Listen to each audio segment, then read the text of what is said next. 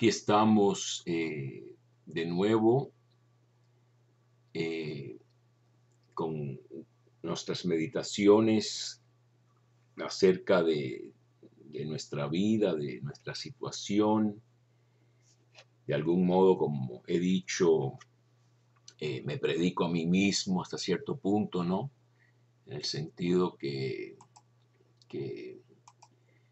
son reflexiones que uno hace para eh, tratar de dar aliento, de dar claridad a las cosas. Y entonces yo había preparado algunos materiales que ya compartí con ustedes de Isabel de la Trinidad, Santa Teresita, del Niño Jesús, Carlos de Foucault, ese gran convertido que se fue al desierto, al Sahara, vivía en una choza ahí muy pobre, con los calores. Su testimonio, por cierto, era silencioso, estaba en medio de musulmanes. Él había tenido una gran experiencia de la devoción de los musulmanes. Entendió que no era la verdad, el Islam, pero de todos modos vivía en medio de ellos, pero sin predicar, porque en esos países no se puede hacer misión. Y entonces él con su ejemplo y ayudando a la gente y todo eso, pues vivía y comía las cosas que estaban disponibles en ese lugar. Se ordenó sacerdote después en Francia, regresó. No aguantaban con él, nadie aguantó con él más de un par de semanas, porque era una vida muy dura. Yo he visto el horario que seguía él, se levantaba a las 2 de la mañana a rezar. Un hombre inflamado de amor, inflamado de amor, este ardiente gozador, era un hombre que gozaba mucho de los placeres, vamos a decir, carnales, ¿no? La bebida, la comida y hasta quizá mujeres y tal y cual. Y cuando descubre a Dios, y lo descubre en una Navidad, pues entonces dice, aquí encontré ese tesoro escondido que habla el Evangelio de Mateo, ¿no? Y entonces se entrega totalmente a Dios. Y, y bueno, en resumidas cuentas, hay una guerra, lo arrestan los guerrilleros estos, no eran ejércitos propiamente, yo creo, y le amarran un rifle por el cuello, un muchachito, jovencito, 15 años creo que tenía, y mientras lo están llevando a otra parte, se le suelta un tiro a este muchachito y mata a Carlos de Foucault en los principios del siglo XX, ¿no? 1900 algo. Con eso ya les menciono otra vez a este santo Carlos de Foucault, cuya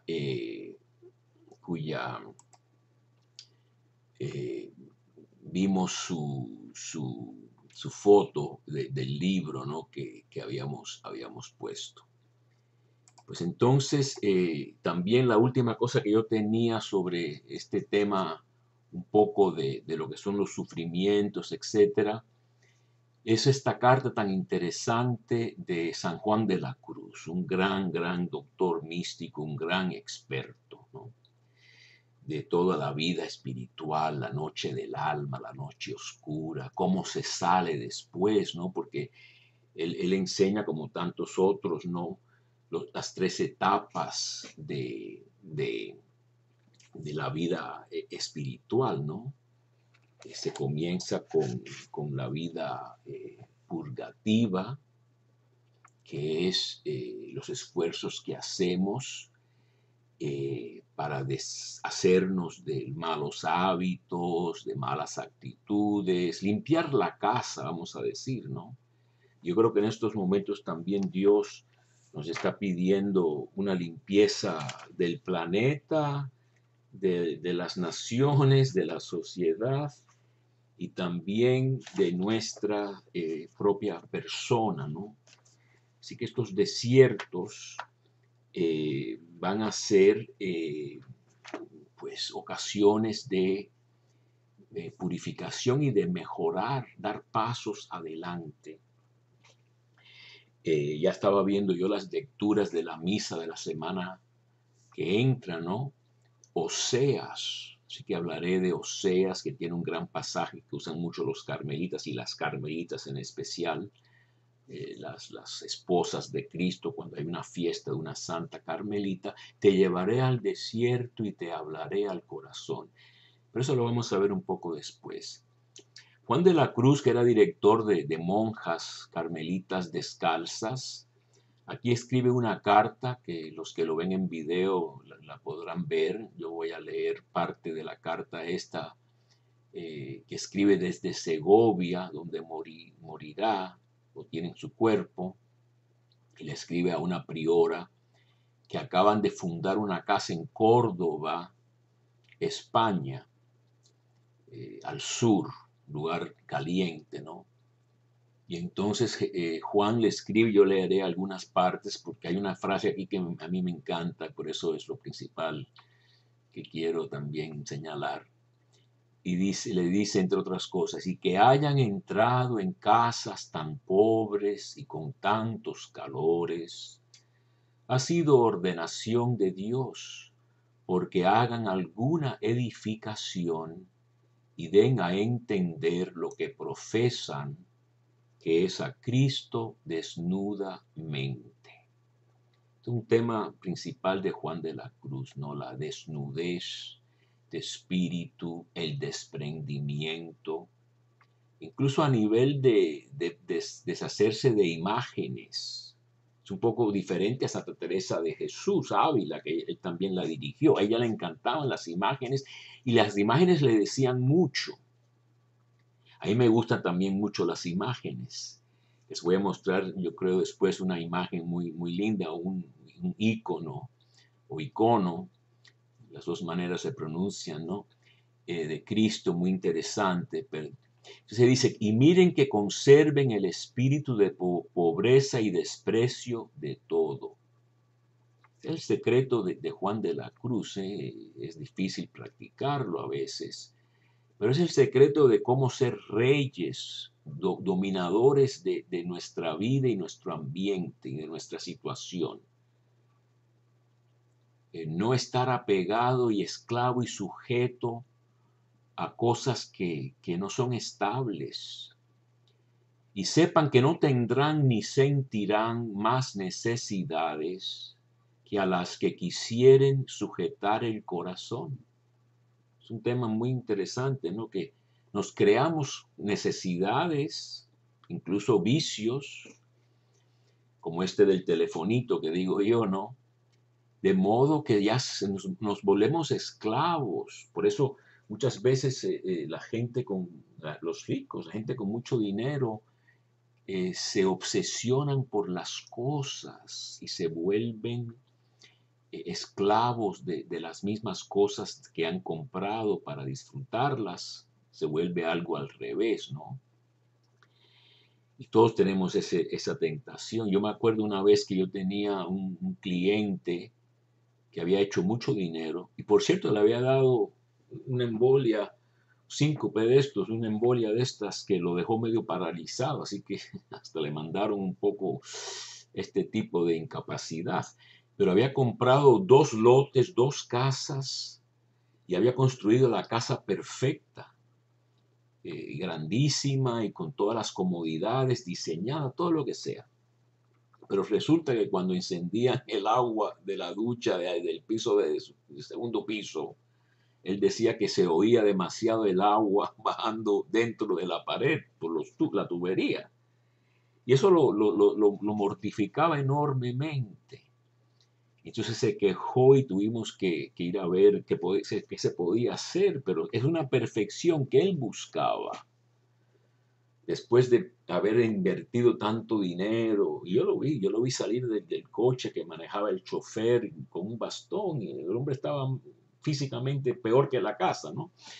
Pero bueno, Y entonces dice que, porque el pobre de espíritu en las menguas, las carencias, etcétera, está más constante y alegre, porque ha puesto su todo en no nada y en nada.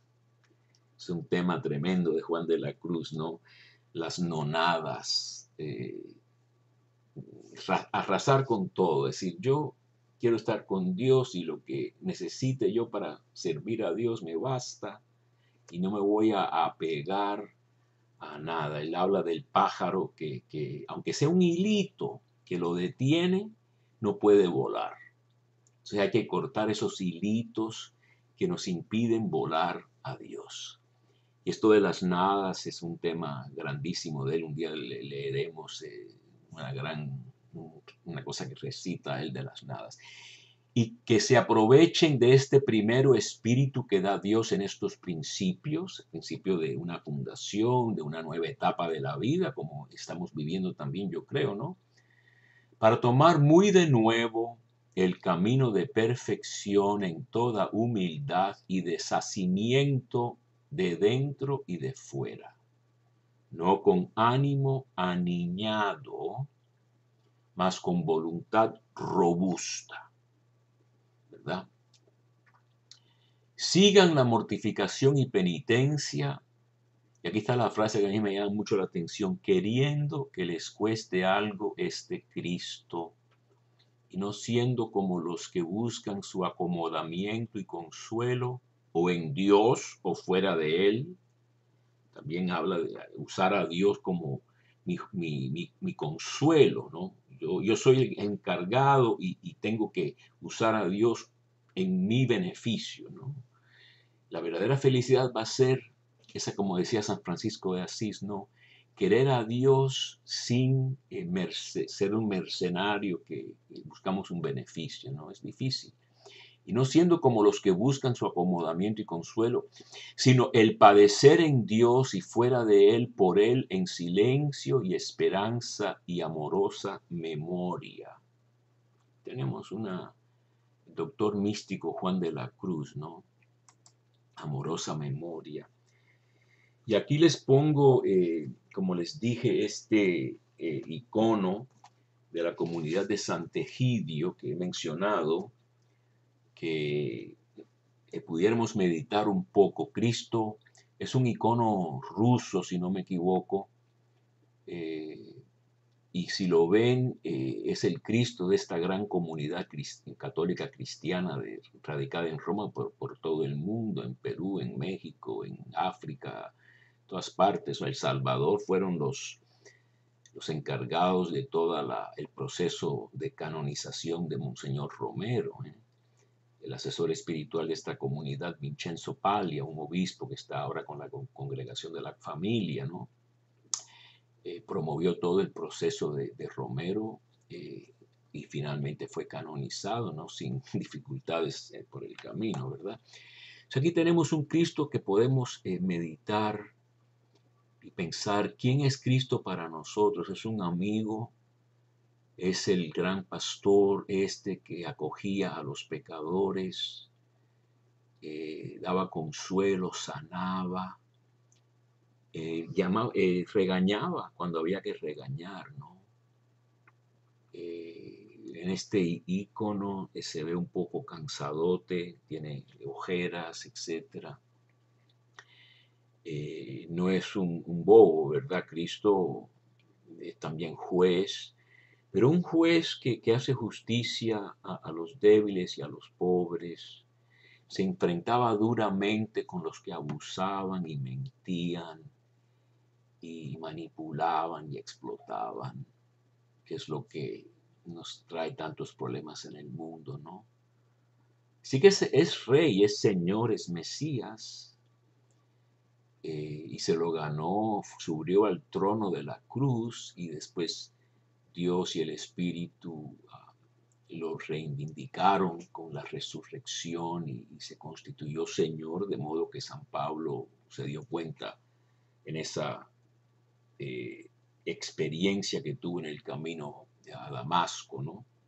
Entonces ya se nos está acabando el tiempo y pensemos en Cristo como nuestro amigo a nuestro lado, un amigo real que dice la verdad, que a veces nos regaña, pero principalmente es nuestro pastor que nos cuida y quiere lo mejor para nosotros.